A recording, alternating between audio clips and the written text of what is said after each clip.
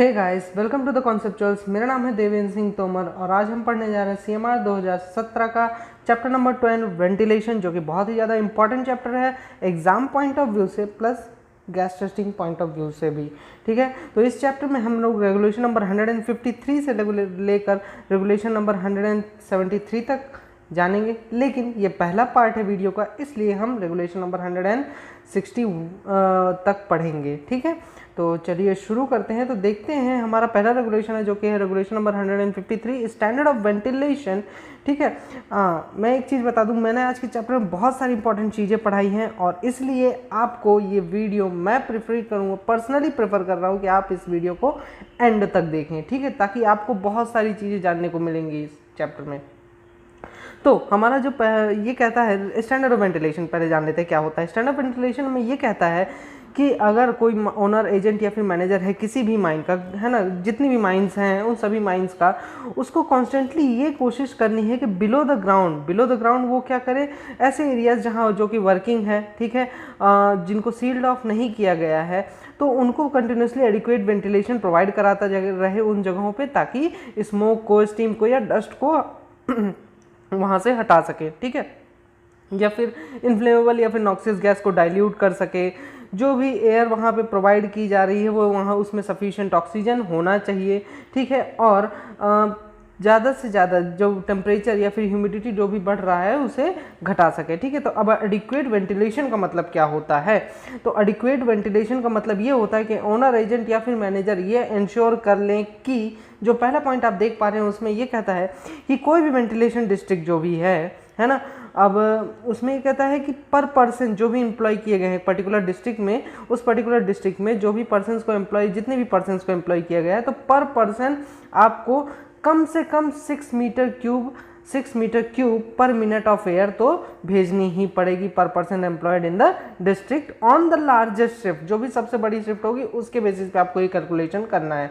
ठीक है, या फिर आप मतलब अगर 1 टन कोयला निकाल रहे हैं, ठीक है, तो 1 टन कोयले पर आपको 2.5 meter cube per minute of air भेजनी पड़ेगी। ठीक है, तो आपको डेली जितना भी आउटपुट है, जितने टन्स आप कोयला निकालते हैं, उतनी टन्स के लिए आपको हर एक टन के लिए 2.5 meter cube per minute of air आपको सेंड करनी पड़ेगी। अब इन दोनों में से जो भी बड़ा होगा उतनी एयर आपको वेंटिलेशन डिस्ट्रिक्ट के इन बाय मोस्ट एंड में पहुंचाना होगा। ठीक है, अब अगला ये कहता है कि अगर कोई भी पर्सन है माइंस में वर्क कर रहा है, ठीक है, या फिर कोई भी माइन के किसी भी एरिया से, किसी भी जगह से पास हो रहा है, जा रहा है, गुजर रहा है, तो उस केस में वहाँ पर 19% से कम ऑक्सीजन नहीं होनी चाहिए और 0.5% से ज़्यादा कार्बन डाइऑक्साइड नहीं होनी चाहिए। या फिर अगर कोई अदर नॉक्सियस गैस है तो उसकी क्वांटिटी इतनी नहीं होनी चाहिए कि वो किसी भी पर्सन को, किसी भी वर्कर के हेल्थ को अफेक्ट करे। ठीक है, अब इन्फ्लेमेबल गैस का जो परसेंटेज है वो 0.75% से ज़्यादा नहीं होनी चाहिए जनरल बॉडी ऑफ एयर के रिटर्न, जो भी रिटर्न एयरवे है उसकी जनरल बॉडी ऑफ एयर में। ठीक है, या फिर माइंस के किसी भी वेंटिलेटिंग किसी भी जगह में माइंस में 1.25% से ज़्यादा नहीं होनी चाहिए। ये सबसे मतलब बेसिक क्वेश्चन है यार, ये सबसे ज़्यादा पूछा जाता है ना, किसी भी जगह पे, किसी भी एग्जाम में सबसे ज़्यादा यही पूछा जाता है अगर वेंटिलेशन से पूछा जाएगा तो। ठीक है, और तीसरी चीज़ ये, और एक और चीज़ ये कहता है कि 33.5 डिग्री सेंटीग्रेड से ज़्यादा कहीं भी वेट बल्ब टेम्परेचर नहीं होना चाहिए।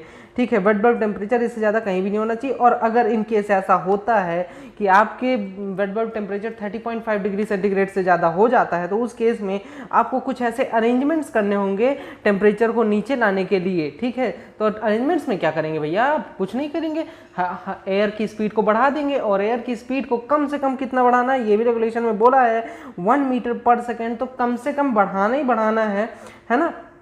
और आखिर में ये कहता है कि जो एयर सैंपल्स हैं या फिर जो टेम्परेचर की रीडिंग्स हैं वो सब कुछ कम से कम 30 दिन में तो एक बार ले ही लेना यार, ये इतना तो करना ही पड़ेगा।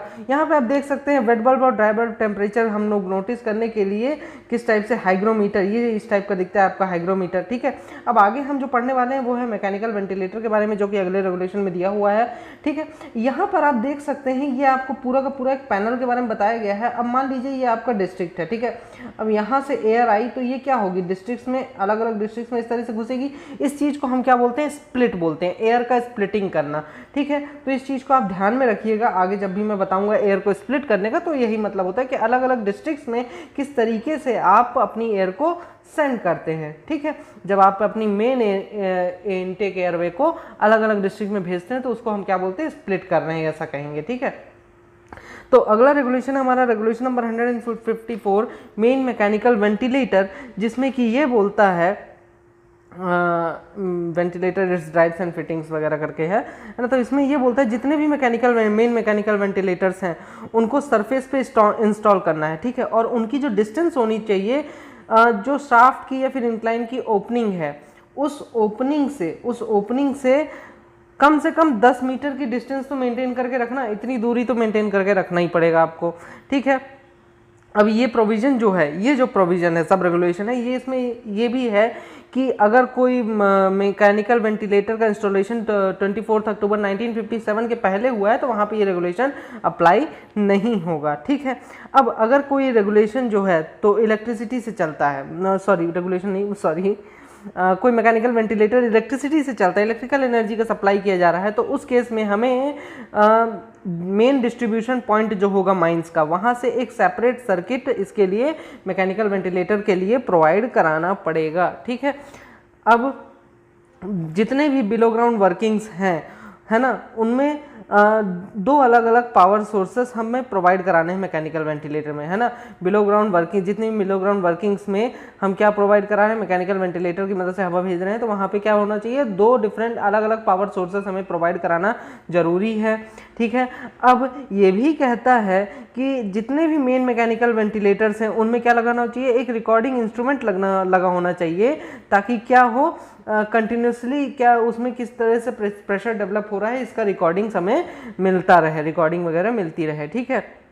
मैकेनिकल वेंटिलेटर का डिज़ाइन इस तरीके से होना चाहिए, इंस्टॉलेशन भी ऐसी जगह पे करना चाहिए, है ना, और मेंटेनेंस भी इस तरीके से होना चाहिए कि एयर करंट को जब भी हम ज़रूरत समझे तो उनको हम रिवर्स कर सकें, ठीक है। अगला बोलता है कि जितने भी शाफ्ट हैं, ठीक है, या फिर इंक्लाइन है, जिनका इस्तेमाल पर्सन्स को रेज और लोअर करने के लिए किया जा रहा है, और तो वहाँ पर मैकेनिकल वेंटिलेटर का अगर इंस्टॉलेशन किया गया है तो उस केस में आपको एयर लॉक वगैरह सिस्टम प्रोवाइड कराना पड़ेगा। एयर लॉक सिस्टम क्या होता है भैया, देखिए ये तो आप यहाँ पे बूस्टर फैन का देख सकते हैं लेआउट, है ना, ये किस तरीके से बूस्टर फैन वगैरह इंस्टॉल करते हैं हम पे। बेसिकली एयर लॉक डोर्स आप देख पा रहे होंगे, इसमें एयर लॉक डोर्स यहाँ पे, ठीक है, कि किस तरीके से ये एयर लॉक डोर्स वगैरह प्रोवाइड कराए गए हैं, ठीक है। ये एयर लॉक डोर्स होते क्या हैं, जैसे ही आप मान लीजिए आपका ये इंक्लाइन है, ठीक है, आप सीधे यहाँ से हवा जा रही है, इनटेक एयरवे है, यहाँ पे आप कुछ ही दूरी पे क्या प्रोवाइड करा देंगे, डोर्स प्रोवाइड करा देंगे, दो या तीन डोर्स तो प्रोवाइड होनी चाहिए, और हर डोर में, है ना, डोर का ओपनिंग जो होता है अदर डायरेक्शन में होता है, ताकि आप यहाँ से दरवाजा खोल के अंदर वाले में जाएं तो क्या हो, यहाँ पे एक दरवाजा होगा जो कि इस इनटेक की एयरवे को इस पार नहीं जाने देगा, ठीक है। अब आप जब इधर घुस जाएंगे फिर आप इस दरवाजे को बंद कर देंगे, फिर आप इस वाले दरवाजे को खोल के इस पार आएंगे, ठीक है, इस पार आ गए, फिर तीसरा दरवाजा इसको बंद करके तीसरा दरवाजा खोलेंगे और आप कहाँ पहुँच जाएंगे, रिटर्न एयरवे में पहुँच जाएंगे, जो कि आपका मेन इनटेक रिटर्न एयरवे होगा, ठीक है। अब यहाँ पे आप देख सकते हैं बूस्टर फैन क्या किस तरीके से सेटिंग किया गया है। आपको बूस्टर फैन ये जो है तो सबसे ज़्यादा आप समझ सकते होंगे कि बूस्टर फैन जो है तो सबसे ज़्यादा इम्पॉर्टेंट चीज़ होती है। इसका इंस्टॉलेशन इतनी आसानी से कर भी नहीं सकते जब तक हमें ज़रूरत ना हो, ठीक है। अब बूस्टर फैन लगाया कहाँ जाता है, जहाँ पे प्रेशर डिफरेंस क्या हो जाए, जीरो हो जाता है, वहाँ पे हमें बूस्टर फैंस लगाना पड़ता है, ठीक है। प्रेशर डिफरेंस जहाँ पे क्या हो जाए, जीरो हो जाए। बहुत सी एग्जाम्स में पूछता भी ये क्वेश्चन कि प्रेशर डिफरेंस कहाँ पे बूस्टर फैन हमें इंस्टॉल करना चाहिए बेसिकली, तो जहाँ पे प्रेशर डिफरेंस क्या होता है हमारा जीरो होता है, तो वहाँ पे हम बूस्टर फैन का यूज़ कर लेते हैं, ताकि क्या हो कि हमारी जो एयरवे है जो कि मतलब अब वहाँ से आगे हवा नहीं जा रही है, तो हम वहाँ से आगे हवा बूस्टर फैन की मदद से पहुँचा सकते हैं, ठीक है। तो चलिए देखते हैं रेगुलेशन नंबर 155 जिसमें बताया गया restrictions on installation of mechanical ventilator below the ground, ठीक है। कौन कौन से रेस्ट्रिक्शंस हैं मैकेनिकल वेंटिलेटर अगर हम इंस्टॉल करते हैं बिलो द ग्राउंड में, तो बोलता है कि किसी भी बूस्टर फैन का इंस्टॉलेशन नहीं करना है। कब तक नहीं करना है, अनलेस जब तक कि मैनेजर खुद सेटिस्फाई नहीं हो जाता है। किस चीज़ से? मैनेजर क्या करेगा, यहाँ पे वेंटिलेशन सर्वे करवाएगा, ठीक है। जितनी भी पार्ट्स में उसे लगता है कि हाँ बूस्टर फैन के कारण इनमें इफेक्ट पड़ेगा किसी भी प्रकार का, तो वहाँ का वेंटिलेशन सर्वे करवाएगा, ठीक है। और अगर उसे ये लगता है कि हाँ बूस्टर फैन की ज़रूरत है तो वहाँ पे वो इंस्टॉलेशन वहाँ बूस्टर फैन का करवा देगा, ठीक है। अब ये कहता है कि जितने मतलब कि 7 दिन में कम से कम एक बार, है ना, सॉरी 7 दिन में नहीं, अब ये इंस्टॉलेशन करने के 7 दिन के पहले वो क्या करेगा, रीजनल इंस्पेक्टर को इसके बारे में एक नोटिस भेजना पड़ेगा उसको, ठीक है। अब इसमें ये भी कहता है कि अगर आप बूस्टर फैन को एक जगह से दूसरी जगह बिलो द ग्राउंड शिफ्ट कर रहे हैं तो उस केस में भी इसे न्यू इंस्टॉलेशन ही माना जाएगा कि बूस्टर फैन का नया इंस्टॉलेशन हुआ है, ठीक है।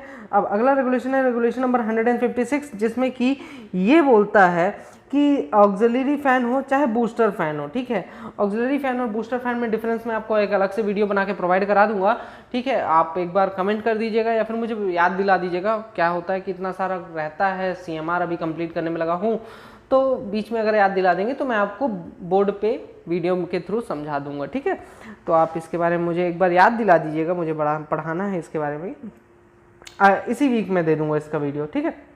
हाँ, तो बोलता है कि बूस्टर फैन और ऑक्सिलरी फैन अगर इलेक्ट्रिकली ऑपरेटेड है तो इनका, या फिर जो इनका ड्राइव मोटर है वो इलेक्ट्रिकली ऑपरेटेड है, तो इनका कंस्ट्रक्शन, इंस्टॉलेशन, ऑपरेशन या फिर मेंटेनेंस इस तरीके का नहीं है कि ओपन स्पार्किंग को प्रिवेंट कर सके, ओपन स्पार्किंग के रिस्क को प्रिवेंट कर सके, तो उस केस में आपको ये दोनों ही फैंस का इस्तेमाल रिटर्न एयरवे में नहीं करना है, ठीक है। ध्यान रखिएगा, नहीं करना है। ये आपको सब रेगुलेशन नंबर 1 में मिल जाएगा, ठीक। और उसके बाद का मैंने बताया है कि 7 दिन में कम से कम एक बार मैकेनिकल वेंटिलेटर का, बूस्टर फैन का क्या होना चाहिए, एग्जामिनेशन करते रहना है इन केस ऑफ इमरजेंसी। अब देखिए कभी कभार एक ऐसी इमरजेंसी फंस जाती है कि कोई भी पर्सन स्टार्ट करे या स्टॉप करे मैकेनिकल वेंटिलेटर को, तो इमरजेंसी के अलावा किसी भी पर्सन को ये परमिशन नहीं है कि वो बूस्टर मैकेनिकल वेंटिलेटर्स को या फिर बूस्टर फैन को क्या करे, स्टार्ट करे, स्टॉप करे, रीस्टार्ट करे, रिमूव करे, या फिर उसमें किसी भी प्रकार का अल्टरेशन करे, रिपेयर करे, या फिर किसी भी प्रकार का इंटरफेरेंस करे, ठीक है। ये जब तक कि मैनेजर ने किसी पर्सन को राइटिंग में ऑथराइज नहीं किया है तब तक वो ये कोई भी यह काम नहीं कर सकता है। ये आपको ध्यान में रखना है ना, ठीक। और 14 दिन में कम से कम एक बार तो एयर का मेजरमेंट होना चाहिए, ये भी चीज़ इसमें बता के रखा है, ठीक है। और एक और चीज़ बोलता है कि यार मैकेनिकल वेंटिलेटर्स या फिर बूस्टर फैन अगर बंद कर दिए गए, ठीक है, या फिर बंद हो गए, अपने से ही बंद हो गए, तो जो कॉम्पिटेंट पर्सन होगा, जिसको वहाँ का इंचार्ज बनाया गया है, तो वो वहाँ पे जिस समय वो बंद हुआ है उस समय वो क्या करेगा, वहाँ वो टाइम नोट डाउन करके अपनी डायरी में रख लेगा और इसके बारे में तुरंत ही मैनेजर को इन्फॉर्म करेगा और मैनेजर इसके बारे में फिर जो भी एक्शन होगा वो लेगा, ठीक है।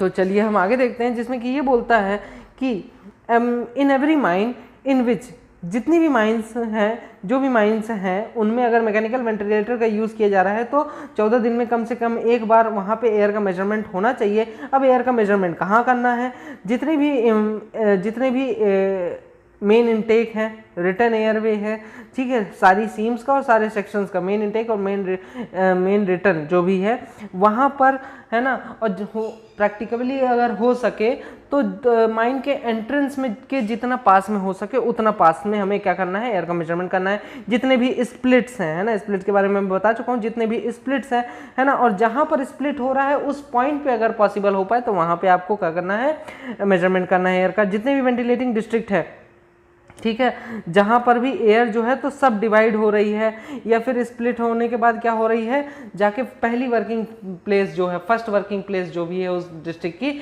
वहाँ पर अगर जाके मिल रही है तो वहाँ पर आपको क्या करना पड़ेगा, एयर का मेजरमेंट करना पड़ेगा, या फिर रीजनल इंस्पेक्टर द्वारा जो भी पॉइंट्स बताए जाएंगे वहाँ पे आपको एयर का मेजरमेंट करना पड़ेगा। अगर नॉन फियरी सीम है या फिर गैसी सीम है फर्स्ट डिग्री की, ठीक है, फर्स्ट डिग्री की नॉन फियरी सीम मतलब कि जिसमें आग नहीं लगी है या फिर ऐसी सीम है जो कि फर्स्ट डिग्री माइंस है, ठीक है, तो उस केस में एयर का मेजरमेंट 30 दिन में कम से कम एक बार करना कंपलसरी है आपके लिए, ठीक है।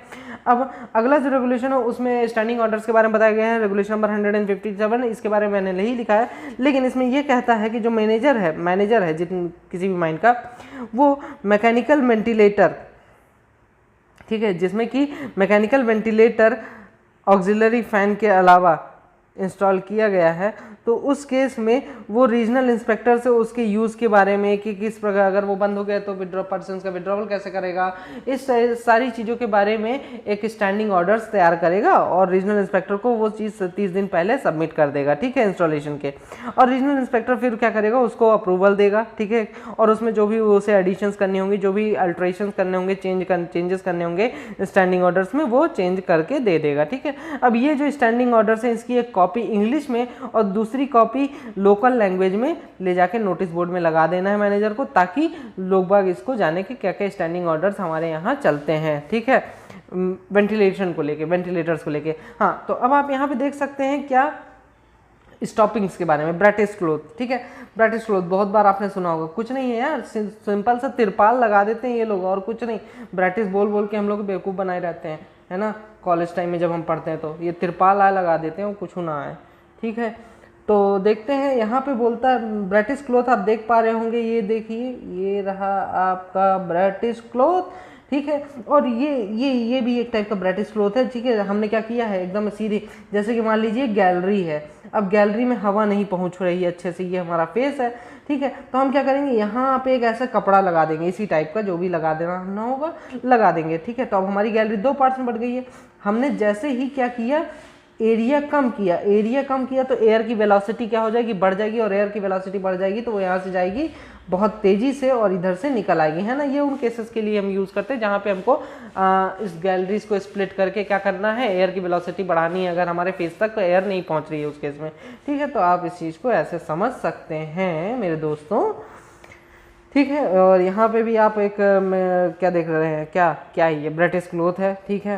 हाँ, ये तिरपाल भी नहीं यूज़ करते हैं, इतने कंजूस होते हैं हमारे माइंड्स वाले कि ये लोग क्या यूज़ कर लेते हैं, जो बेल्ट, कन्वेयर बेल्ट होता है ना, उसी को काट काट के लगा देते हैं, ठीक है, ऐसे छत से बाकायदा लगा देते हैं। हाँ, आपको एज अ माइनिंग इंजीनियर ये ध्यान में रखना, देखिए, अगर आप माइनिंग इंजीनियर हो, पहली बार माइंस में गए हैं, तो एक चीज़ याद रखिएगा यार, वो कैसे करते हैं, जो ड्रिल रॉड्स होते हैं ना, सॉरी ड्रिल रॉड्स नहीं, रूट बोल्टिंग वाले रॉड होते हैं, उनको यहाँ से लेके ऐसे वायर्स के थ्रू ये लोग 3-4 ठो ऐसे लगा देते हैं इस पार से इस पार तक, और फिर इन्हीं में बेल्ट को ऐसे घुमा के, है ना, आप ऐसे समझ सकते हैं, ये मान लीजिए आपका रॉड है, तो बेल्ट जो है ये बेल्ट है, ठीक है, ये बेल्ट ऐसे घुमा के ऐसे अटैच कर देंगे, यहाँ पे क्लिपिंग कर देंगे, तो ये अटक गया, है ना। मैं यहाँ की इस पॉइंट की बात कर रहा हूँ, इस पॉइंट में कैसे अटैच करेंगे, ठीक।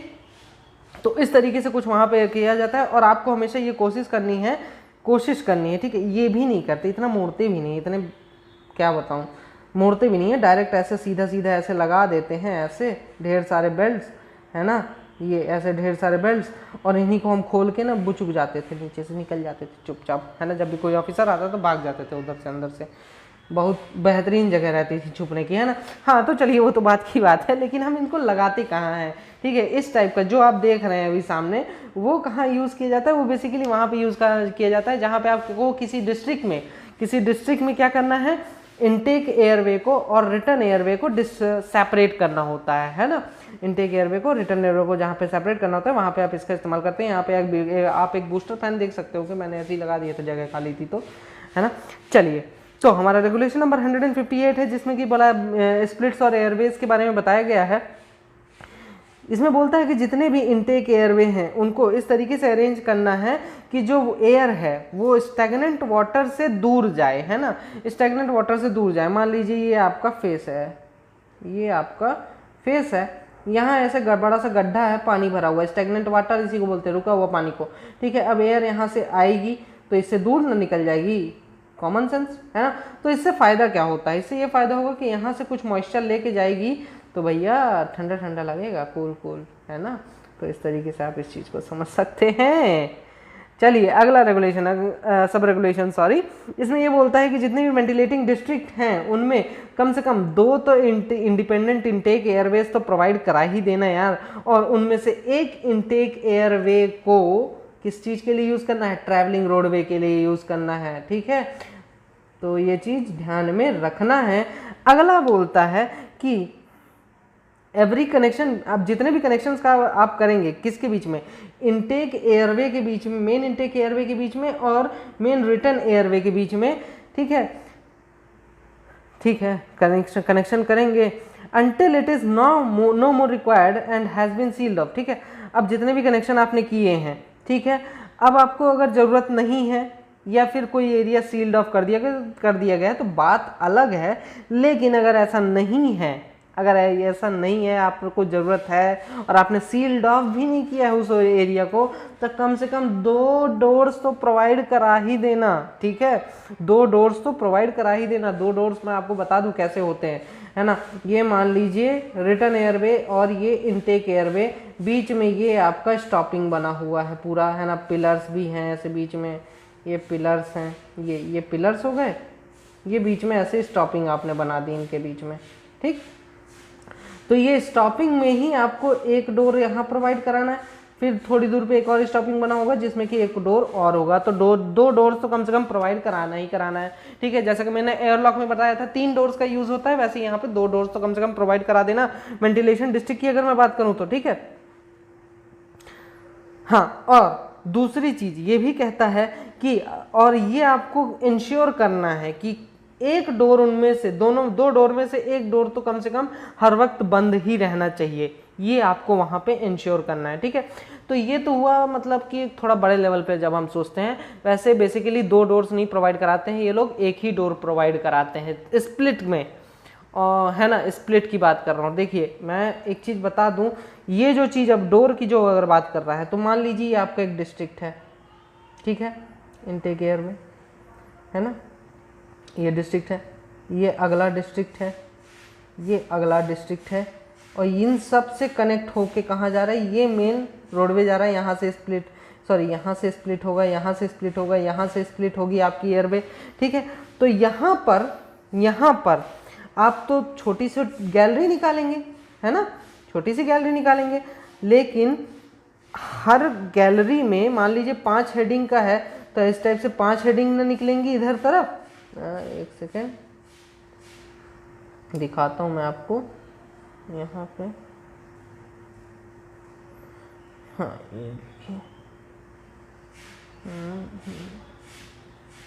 एक सेकेंड, हाँ ये देखिए, अब यहाँ से तो 5 हेडिंग होगी। ठीक है, हर एक हेडिंग में तो नहीं प्रोवाइड कराएंगे ना इनटेक एयरवे, आपको सिर्फ 2 हेडिंग्स में प्रोवाइड करानी है। तो बाकी की जो हेडिंग्स होंगी उनमें आप क्या कर देंगे, स्टॉपिंग बना देंगे, ऐसे स्टॉपिंग्स बना देंगे बाकी के हेडिंग्स में। अब वहां पर उन हेडिंग्स में अगर आपको जरूरत महसूस होती है तो आप क्या प्रोवाइड करेंगे, वेंटिलेशन डोर प्रोवाइड कराएंगे। ठीक है, तो इस टाइप से इस चीज को समझ सकते हैं। 2 डोर्स की बात जहां मैं कर रहा हूँ, जहां पे मैंने ब्रिटिश क्लोथ की बात की थी वो डिस्ट्रिक्ट के अंदर की बात थी, ये डिस्ट्रिक्ट के बाहर की बात है। ठीक है, किसी के घर में नहीं घुसना।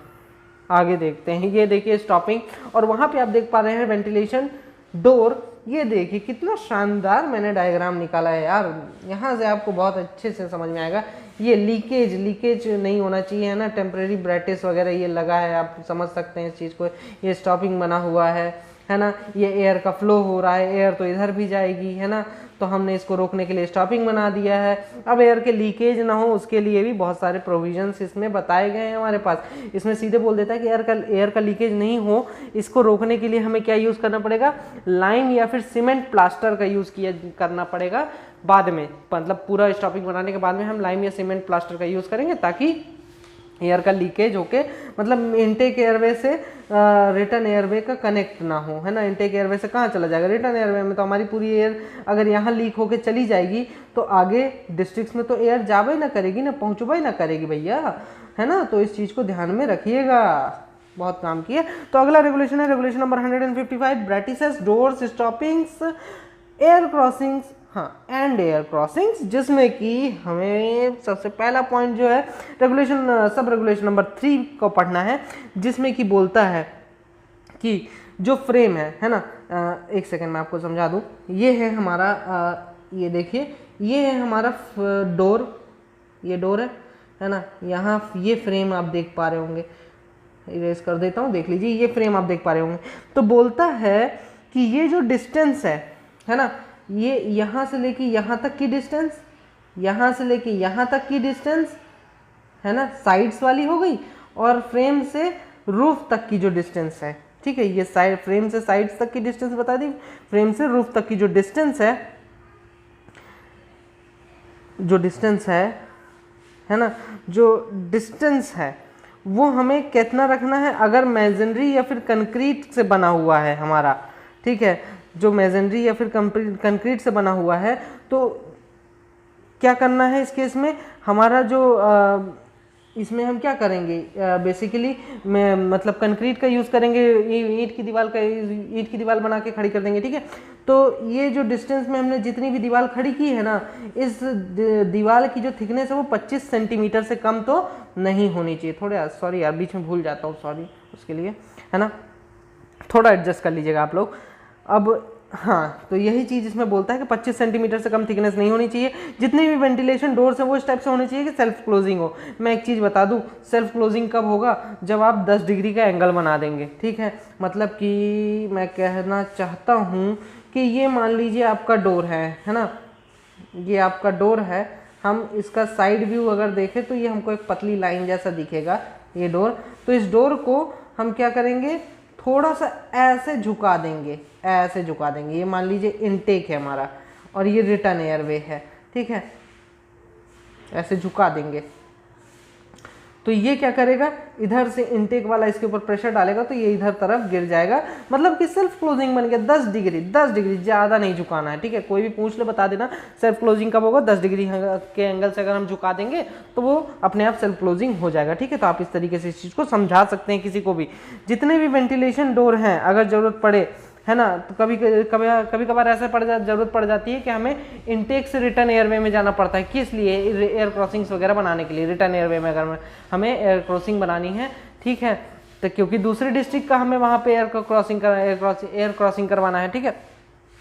तो वहाँ पे उस केस में आपको क्या करना पड़ेगा, इनटेक से रिटर्न की तरफ जाना पड़ेगा। तो दरवाजा बार बार मटेरियल ले जाने के लिए दरवाजा तो बार बार खोलना पड़ेगा, दरवाजा बार बार खोलना पड़ेगा। तो इससे क्या होगा, एयर का लीकेज होगा। तो बोलता है कि वहाँ पर एक तो अब तो इसके लिए आप क्या कर सकते हैं, अगर मटेरियल के पैसेज के लिए यूज़ किया जा रहा है वेंटिलेशन डोर का, या फिर मेन के पैसेज के लिए यूज़ किया जा रहा है और उसे बार बार फ्रिक्वेंटली उसे बंद खोला जा रहा है या फिर बंद किया जा रहा है, तो उस केस में आपको क्या करना पड़ेगा, वहाँ पे एक डोर अटेंडेंट को खड़ा करना पड़ेगा जो कि दरवाजे को लगातार खोलता बंद करता रहे और कोई काम धाम ना रहे उसके पास, है ना।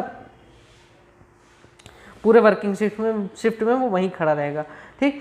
अब जितने भी स्टॉपिंग्स हैं मेन इनटेक के और मेन रिटर्न एयरवे के, उनको मेजनरी, ब्रिक वर्क या फिर कंक्रीट से अगर बनाया जा रहा है, ठीक है, बिना रीइंफोर्समेंट के मतलब ज़्यादा मजबूत नहीं बनाया जा रहा है, ठीक है, थोड़ा कमज़ोर टाइप से है। तो उस केस में आप क्या करेंगे, 25 सेंटीमीटर की थिकनेस रखेंगे आपके अपने स्टॉपिंग की। और अगर ऐसा हो रहा है कि रीइंफोर्समेंट के साथ बना रहे हैं तो उस केस में आपके स्टॉपिंग की जो थिकनेस रहेगी वो 15 सेंटीमीटर रहेगी, ठीक है। इस चीज़ को ध्यान में रखिएगा। और लीकेज के लिए तो मैंने बता ही दिया है कि लाइम और सीमेंट प्लास्टर का यूज़ करना है ताकि लीकेज को क्या किया जा सके, रोका जा सके, ठीक है।